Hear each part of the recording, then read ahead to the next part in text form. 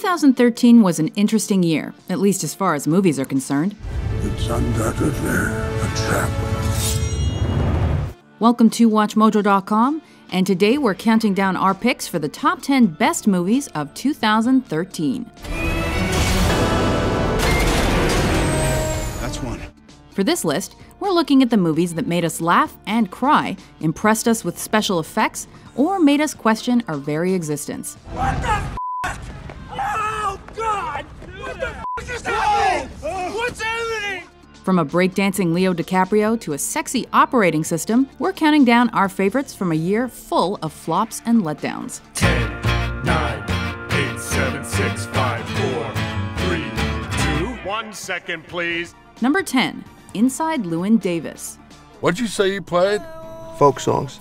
Folk songs. Thought you said you were a musician. Full of the Coen brothers' signature irreverence and wit, this film follows the exploits of a struggling, transient folk singer. Yeah. Don't jump in the outer.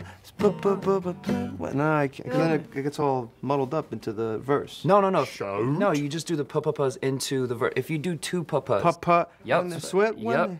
Shout. Really? Yep. Set in the 60s, when contemporary folk music was all the rage with the kids, the film's protagonist alternates between being fairly likable to downright despicable. I've heard your music and heard many nice things about you from Jim and Jean and from others.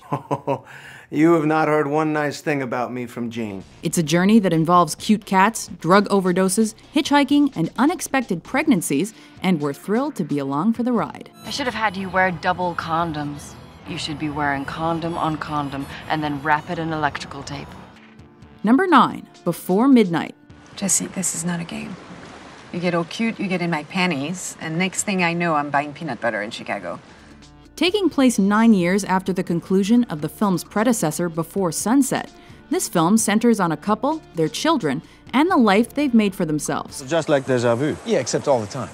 While there isn't a ton of action, or really any at all, the film features impeccable writing paired with impressive acting talent.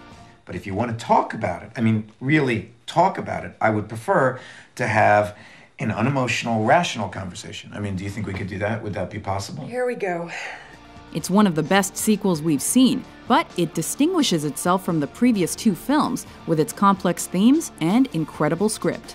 If you took 1/8 of the energy that you spend on bitching, whining, and worrying, if you put that energy into playing scales, I mean, you would be like Django Reinhardt. Number 8, Frozen. Cold, cold, cold, cold, cold, cold, cold, cold, cold, cold, cold, cold, cold. A real howler in July, yeah? While the handsome prince and the dashing and brave love interest are cool and all, I'm awkward. You're gorgeous. Wait, what? they really play second fiddle to the relationship between the protagonist and her sister. It's that relationship that propels the plot of this movie and adds a unique spin to another Disney princess film. Not to mention, there's some impressive animation on display throughout the film that's pretty hard to look away from. It is not nice to throw snow people! Whoa, feisty pants. Just let the snowman be. I'm calm. Great. Oh, come on. Number 7, The Hunger Games: Catching Fire. There she is, Captain 17! The girl on fire! It's not every day that a sequel turns out to be better than the original. But with Catching Fire, it seems like the quality of the films is ramping up.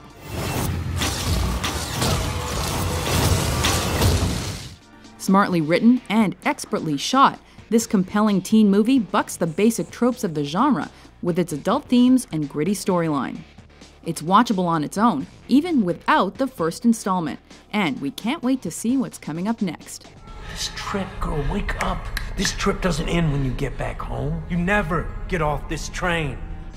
Number 6, Dallas Buyers Club. I've been looking for you, Lone Star. Listen, Tinkerbell, unless you got more cash or new clients, I'm busy. You don't deserve our money.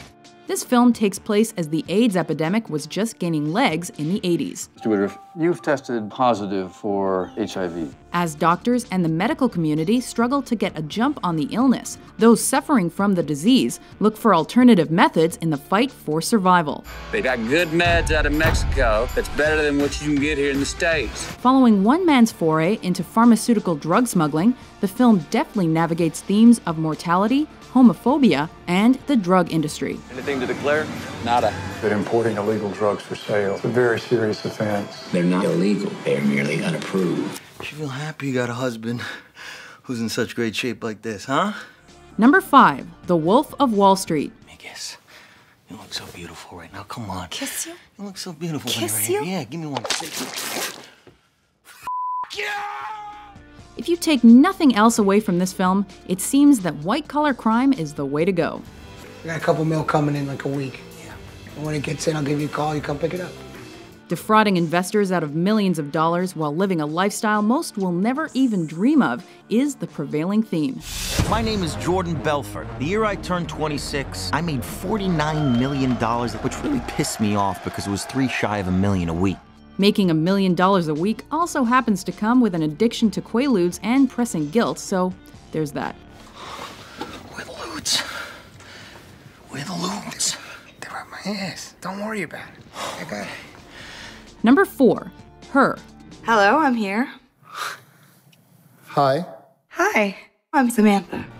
What we've learned is that even as an operating system without human form, Scarlett Johansson can still play a heartbreaker. How long before you're ready to date? What do you mean?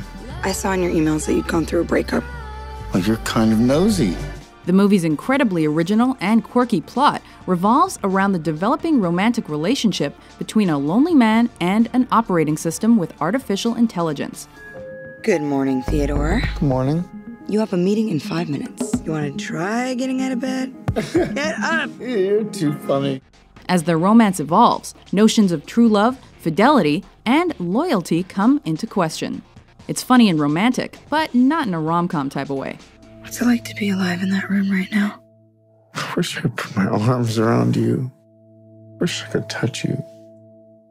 How would you touch me? Number 3, American Hustle. Come on, what are we doing here? We fight and we and that's what we do. That's our thing. She was the Picasso of passive-aggressive karate. Come here. She was better than any con artist I ever met, including myself. Corrupt politicians, the mob, con artists, the FBI, and it's set in the 70s. What's not to love? There are a multitude of reasons why this movie is one of our favorites, but aside from the smart casting and even smarter writing, it's a deliciously funny movie. Oh! Another fire! No, Danny, not that one. That one's empty. We gotta use the big one. American Hustle delves into the seedier side of everything from politics to relationships, and we couldn't get enough. I believe that you should treat people the way that you want to be treated. Didn't Jesus say that in some? Amen. I think also always take a favor over money. I think Jesus said that as well. I don't know if you said the second one, but you might have said the first one. Number 2, 12 Years a Slave. Days ago, I was with my family in my home. Now you tell me all is lost. If you didn't leave the theater in tears after seeing this film, you're likely not human. It's hard to properly understand the depth of emotional turmoil that exists for the film's protagonist, let alone the constant state of misery thrust upon an exploited and enslaved population. The film is based on a true story at a time when happy endings were few and far between. Master brought you here to work. Any more, I'll earn you 100 lashes. It's painful to watch, but necessary to experience. If you want to survive, do and say as little as possible. Before we unveil our top pick, here are a few honorable mentions. We get our man back, you get your money. But this has to be done in confidence. We don't want anyone to see the exchange, and neither do the elders. Are you looking to buy a car? No. I'm afraid the end is nigh. What? The world's end! What's the matter? No one ever seen a spot of blood before. Are you all right? Absolutely fine. You didn't win anything. It's a complete scam. So you gotta stop this, okay? I'm running out of time. Should we go for a walk? Or we could watch Big Mama's House. It's about a little black man pretending to be a fat black lady. It looked hilarious, Martin. Of course we can't get married. You lied to me. Oh, no. Up and down the line. No, I wanted to tell you the truth. I just thought it would ruin Didn't you think I'd eventually find out? Explorer's been hit. Number 1. Gravity.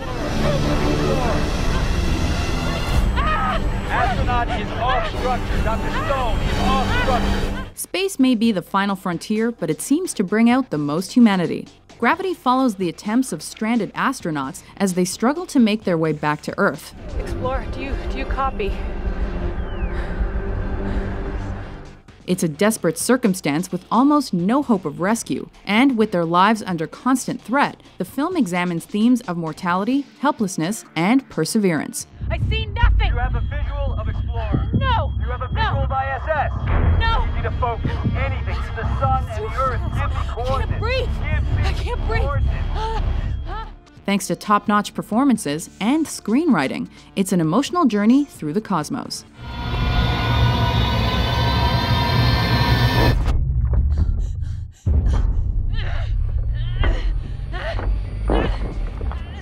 Do you agree with our list? What do you think were the best movies of 2013?